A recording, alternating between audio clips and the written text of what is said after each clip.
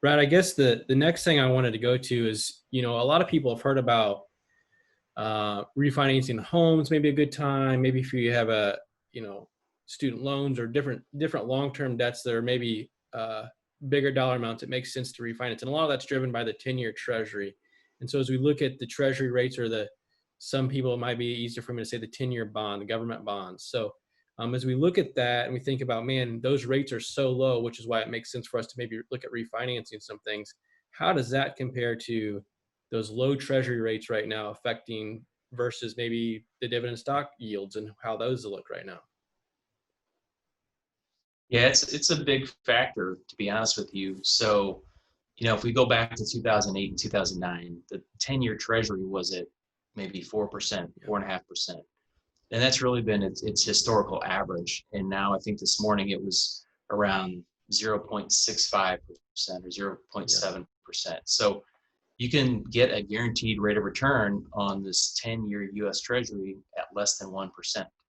But inflation's higher than that. So while I'm not saying that you shouldn't own treasury bonds because they're a great place to be if the market, goes down, they're a great, diversification tool for your portfolio. They're safe and they tend to do well if the stock market is doing poorly. But as a long-term investment vehicle, it's difficult to really see how people are going to want to own those for the next 10 years. So Scott, when you and I build portfolios for people and we help them figure out an asset allocation, to say we're going to put 30 or 40% of their money in these treasury bonds that have a yield below 1%, I just don't know that that's going to be enough income in retirement for them to live the lifestyle they want. So I do think that at some point in time, although it's difficult for people to, I know for myself, when I work with retirees, the last thing they want to do is take more risk. And so the mentality historically has been, when you retire, you have less stocks, you have less equity exposure.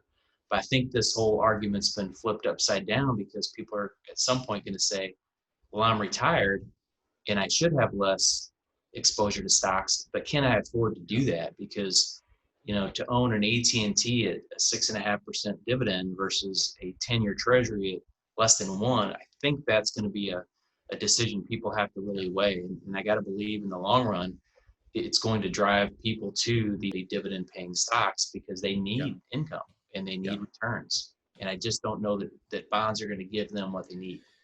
Yeah. Yeah, no, that's absolutely, that's kind of what I was thinking as well. So, as we think about tying into that, these dividend stocks, and we see these companies cutting their dividends right now, and we see probably more so than when we saw in the Great Recession back in 08, 09, right? More so now, since, Right.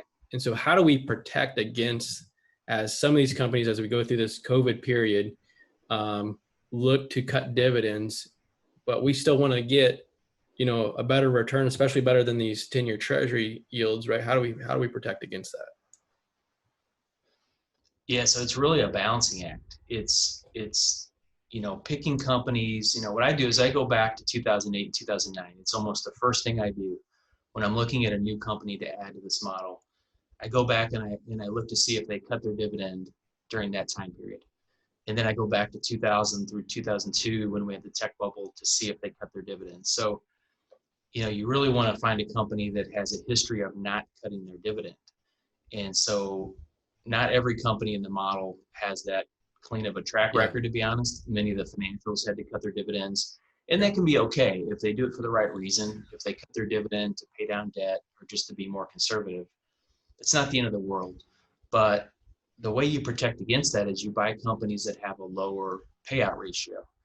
And so a payout ratio is if a company earns $1 per share, that's their earnings, and they pay out 50 cents in dividends, ratio is 50%. So ideally, I like to buy stocks that have a payout ratio of 60% or below.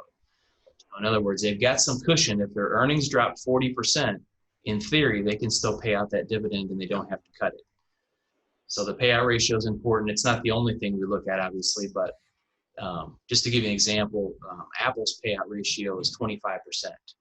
So Apple doesn't pay a huge dividend, but that payout ratio being so low means that 75% of their earnings are basically free cash flow. They could increase their dividend 2 or 3-fold and not have a problem with it, or their earnings could drop 50% and they wouldn't affect the dividend. So that payout ratio is really important. It's like I said, it's just one factor, but Coca-Cola's dividend payout ratio is 68%. So that's getting up there to where if Coca-Cola has some hiccups in their earnings, they may get to the point where they can't pay their dividend. And so that's always a dangerous sign.